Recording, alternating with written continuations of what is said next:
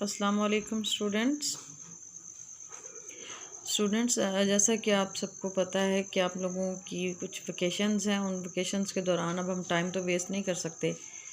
हमने अपनी स्टडीज़ को भी कंटिन्यू रखना है इन्हीं सर्कमस्टांसिस में। तो आज हम अपना चैप्टर स्टार्ट करते हैं और ये चैप्टर नंबर है 7।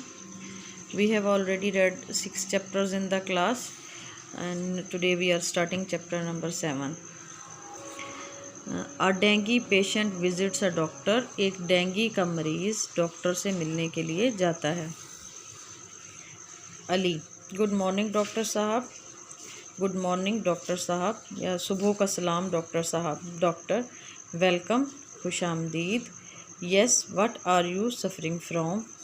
आपको क्या तकलीफ़ है या आप किस मर्ज़ में मुब्तला हैं। अली, डॉक्टर साहब, I am suffering from high fever for the last few days. Doctor साहब, मैं पिछले चंद दिनों से तेज़ बुखार में मुब्तला हूँ। I also feel pain behind my eyes and severe headache.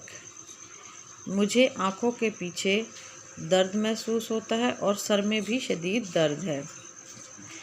Doctor, did you take any medicine. क्या आपने कोई दवा ली। अली, यस, जी हाँ, but there is no relief. लेकिन कोई आराम नहीं आया।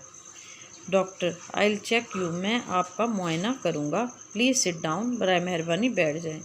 The doctor checks him up thoroughly. Doctor उसका मुकम्मल मुआयना करता है। थोरोली मुकम्मल या मुकम्मल तौर पर। चेक्स हिम अप उसका मुआयना करता है। And suspects him a dengue patient, और उसके डेंगी का मरीज़ होने का शुबा ज़ाहिर करता है। सस्पेक्ट्स मीन शुबा ज़ाहिर करता है।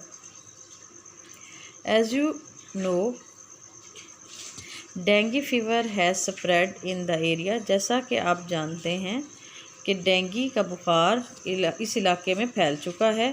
Let me confirm my findings after some test reports.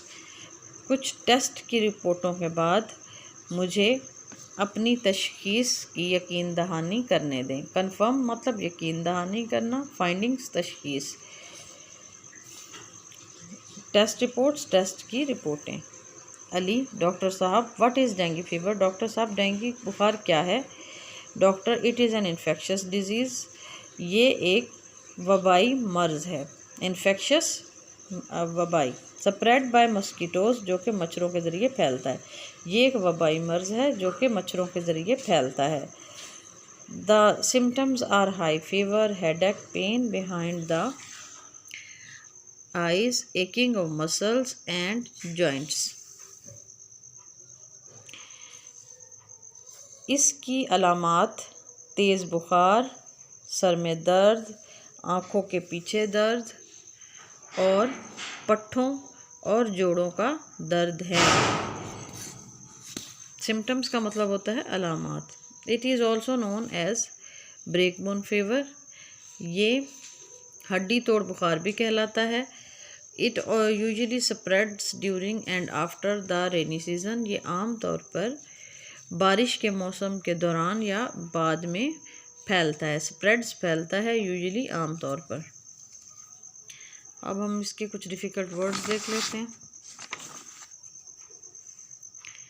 Suffering, तकलीफ़ में मुब्तला होना। सवियर, शदीद। हेडेक, सर का दर्द।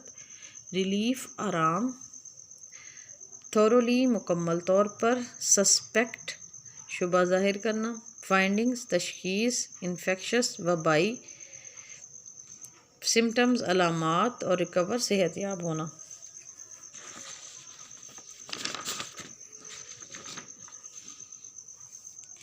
इसके बाद हम एक टेंस रिवाइज करेंगे और यह है future perfect continuous tense. Future perfect continuous tense में हम क्या देखते हैं कि हम ये देखते हैं कि एक तो इसके अंदर एक्शन पाया जाता है, कोई काम पाया जाता है, और वो आने वाले ज़माने में यानी फ्यूचर के अंदर होता है, वो कंटिन्यू होता है यानी जारी होता है। और उसके साथ साथ हम वक्त भी बता देते हैं कि वो कितने अरसे से जारी है। अब वक्त बताने के दो तरीके होते हैं, जैसा मैंने आपको क्लास में बताया था कि या तो हम स्टार्टिंग पॉइंट बताते हैं, उसे पॉइंट ऑफ टाइम टर्म बोला जाता है। जैसा कि हम यहाँ पे ये देखें, ये शाम मैंने लिखा हुआ है, तो ये मैंने स्टार्टिंग पॉइंट बताया है ना कि टीवी देखना वो लोग कब शुरू करेंगे। तो जो स्टार्टिंग पॉइंट है तो उसके लिए हम सिंस यूज़ करते हैं, और अगर हम ड्यूरेशन बताते हैं तो उसे हम बोलते हैं पीरियड ऑफ टाइम।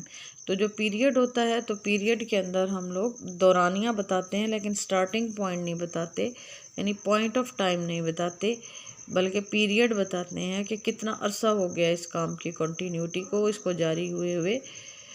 तो उसके लिए हम फॉर का वर्ड यूज़ करते हैं। इसके अलावा इसमें फ्यूचर कंटिन्यूस में हेल्पिंग वर्ब होंगे विल, हैव, बीन, और फॉर्म जो है form of verb, first form of verb plus ING, यानी आईएनजी वाली फॉर्म ऑफ वर्ब लगेगी।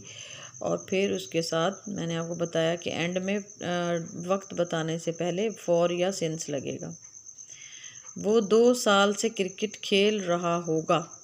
He will have been playing cricket for 2 years। अब हमने इसमें for लगाया है, क्यों? क्योंकि ये पीरियड ऑफ टाइम है। इसके अंदर हमने ये बताया कि 2 साल हो गए, लेकिन हमने ये तो नहीं बताया ना कि खेलना कब शुरू किया था। अब ऑलरेडी आपको मैंने प्रेजेंट परफेक्ट कंटिन्यूअस और पास्ट परफेक्ट कंटिन्यूअस करवाए हैं क्लास में, तो कराते वक्त भी आपको ये एक्सप्लेन किया था मैंने। अब इसी तरीके से पीरियड ऑफ टाइम की और एग्जांपल्स भी हो सकती हैं, जैसा कि 2 घंटे से, 3 दिन से, या 4 साल से, एक्सेट्रा। उसमें हम पीरियड बता रहे होंगे, लेकिन ये नहीं बता रहे होंगे कि एग्जैक्टली वो शुरू कब हुआ था काम। तो इसके लिए फॉर यूज़ होता है। अब इसी को नेगेटिव में करें, वो 2 साल से क्रिकेट नहीं खेल रहा होगा। He will not have been playing cricket for 2 years। क्या वो 2 साल से क्रिकेट खेल रहा होगा? Will he have been playing cricket for 2 years। वो शाम से टीवी देख रहे होंगे। They will have been watching TV since evening. वो शाम से टीवी नहीं देख रहे होंगे। They will not have been watching TV since evening. क्या वो शाम से टीवी देख रहे होंगे? Will they have been watching TV since evening. ये आपका फ्यूचर परफेक्ट कंटिन्यूअस टेंस है। बस हेल्पिंग वर्ब्स का फ़र्क पड़ा है, बाकी तो तकरीबन सेम है। आपने भी नोटिस किया होगा, जैसा कि हमने पास्ट परफेक्ट कंटिन्यूअस और प्रेजेंट परफेक्ट कंटिन्यूअस में किया था। होमवर्क में आपने ऐसे लिखना है my best friend, neat and clean लिखना है, और सैटरडे को आपने स्कूल में लाजमी सबमिट करवाना है। आई होप आपको आज का लेसन समझ आया होगा। अपना बहुत ज़्यादा ख्याल रखिएगा। अल्लाह हाफिज़।